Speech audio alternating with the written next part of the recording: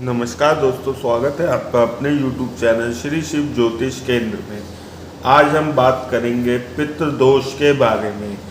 इस वीडियो में मैं आपको बताऊंगा कि पितृदोष क्या है, क्या इसके दुष्प्रभाव हैं, क्या ये दोष हमारी लाइफ पे इफेक्ट डालता है और ये दोष कैसे बनता है, इसके क्या उपाय होते हैं, इस बारे में मैं आपको पूरी डिटेल में बताऊँगा।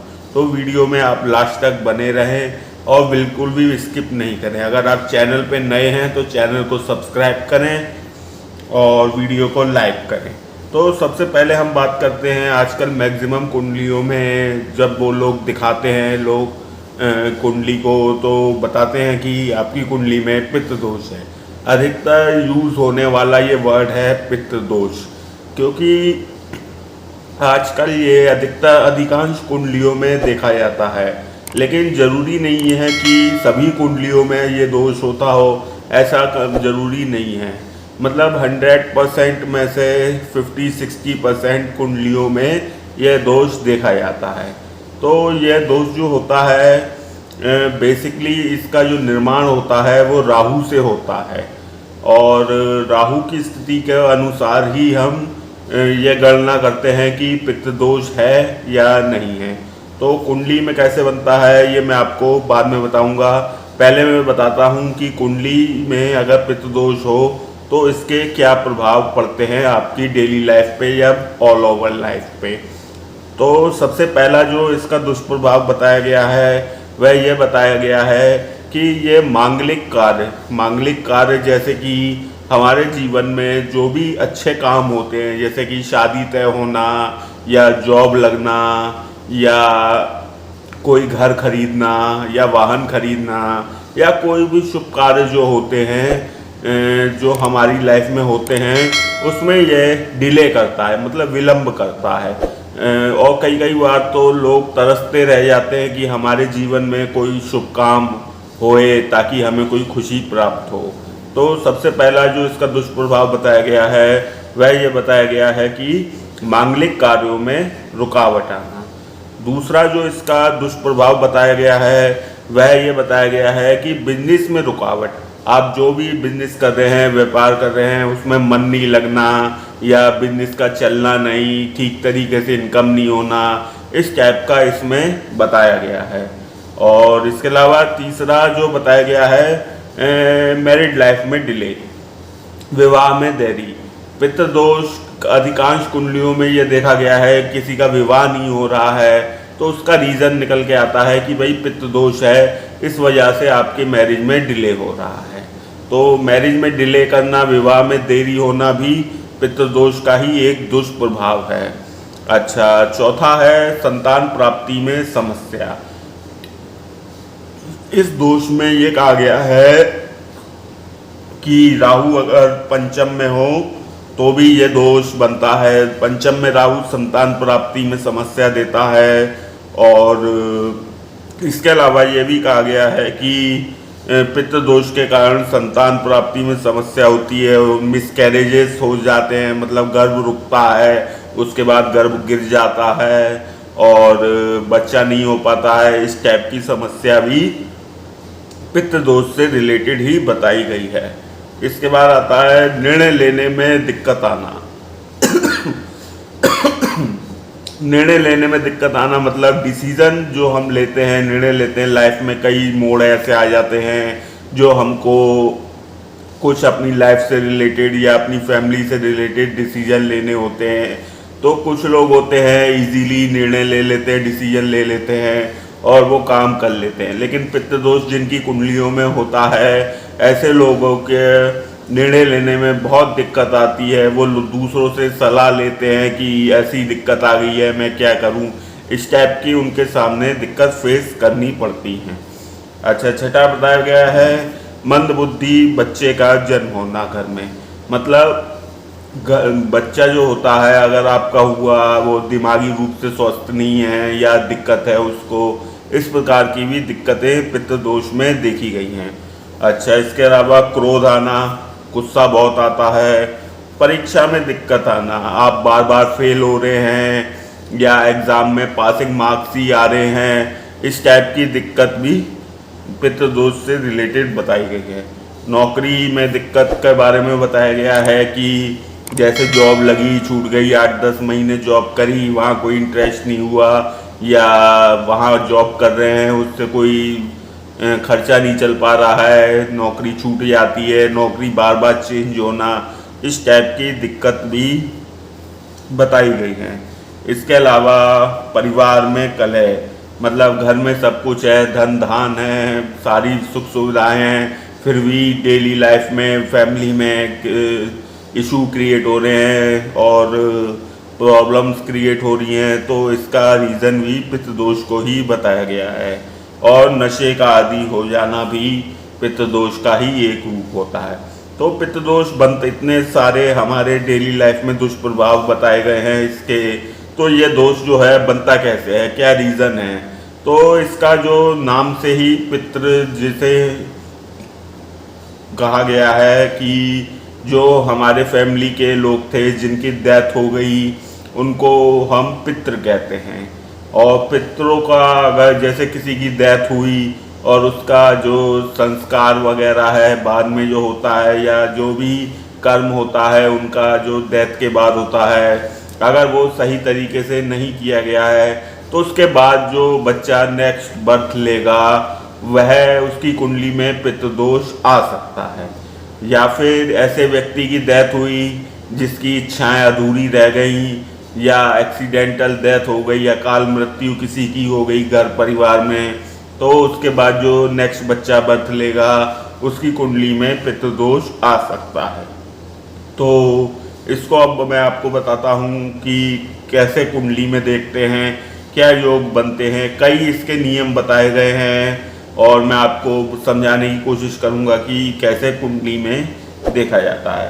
तो सबसे पहले इसको जो बताया गया है, इसका जो पितृदोष का जो मुख्य बताया गया है वो ये बताया गया है कि राहु इस दोष को क्रिएट करते हैं। तो सबसे पहले अगर राहु लग्न में हो और केतु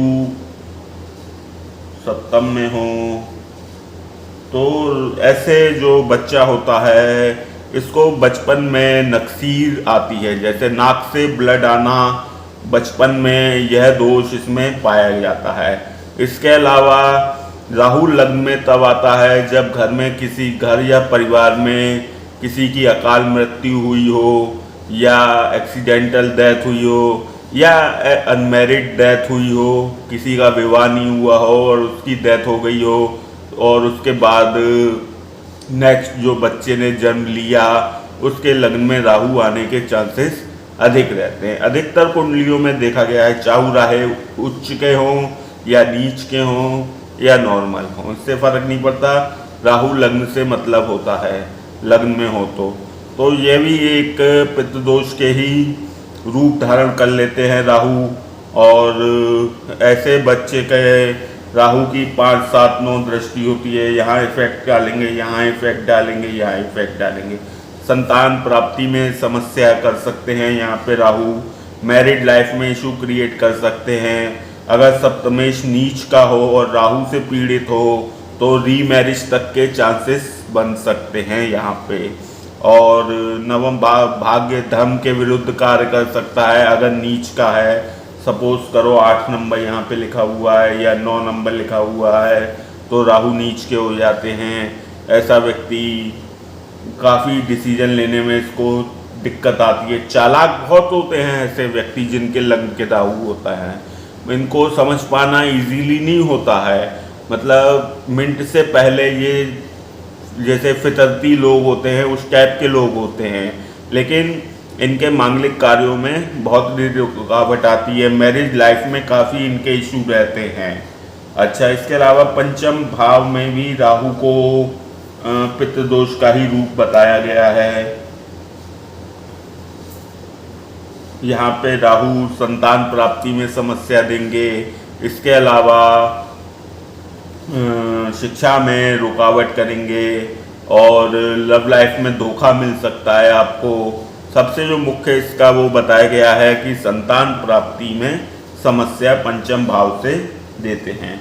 अच्छा, इसके अलावा ये भी बताया गया है सूर्य और राहु की युति हो कुंडली में तो भी पितृ दोष का निर्माण होता है। या राहु सूर्य को देखें, मतलब राहु की दृष्टि सूर्य पे हो तो भी पितृ दोष का निर्माण होता है। इसके अलावा चंद्र और राहु की युति को भी पितृ दोष का ही रूप दिया गया, क्योंकि इसमें स्ट्रेस, डिप्रेशन, फ्रस्ट्रेशन बहुत अधिक हो जाता है। राहु चंद्र युति को ग्रहण दोष भी कहा गया है और यह कभी कभी कुछ कुंडलियों में पितृ दोष का भी रूप धारण कर लेती है।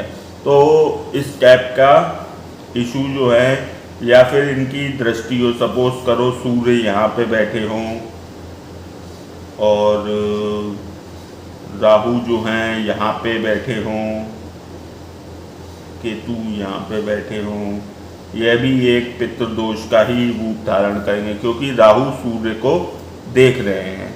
अगर राहु चंद्र को भी देखें तो भी पितृ दोष का ही ग्रहण दोष बन रहा है, पितृ दोष का ही रूप हो सकता है।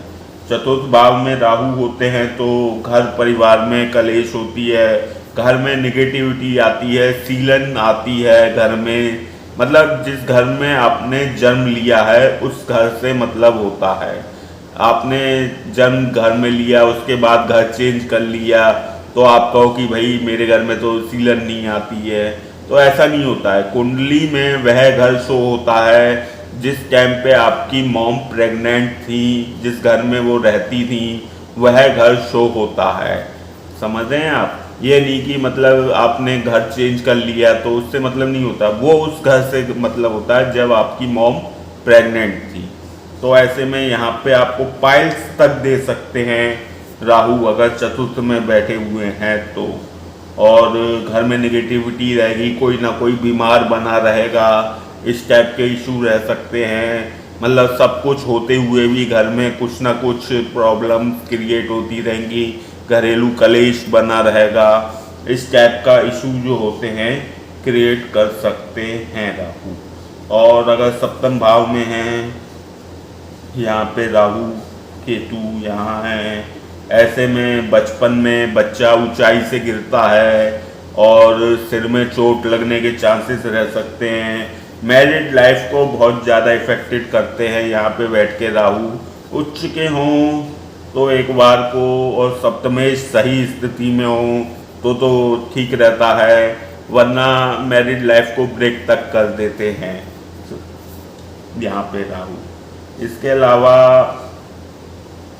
करियर में राहु काफ़ी दिक्कत करते हैं। सपोज करो पितृदोष यहाँ पे बन रहा है, सूर्य बैठे हैं, राहु बैठे हैं, केतु यहाँ बैठे हैं, तो भी यहाँ पे, या सूर्य यहाँ पे नहीं भी बैठे हैं, 1 2 3 4 5 सूर्य यहाँ पे बैठे हैं, राहु की दृष्टि है, 1 2 3 4 5 सूर्य को देख रहे हैं, इस हिसाब से भी पितृदोष बनता है।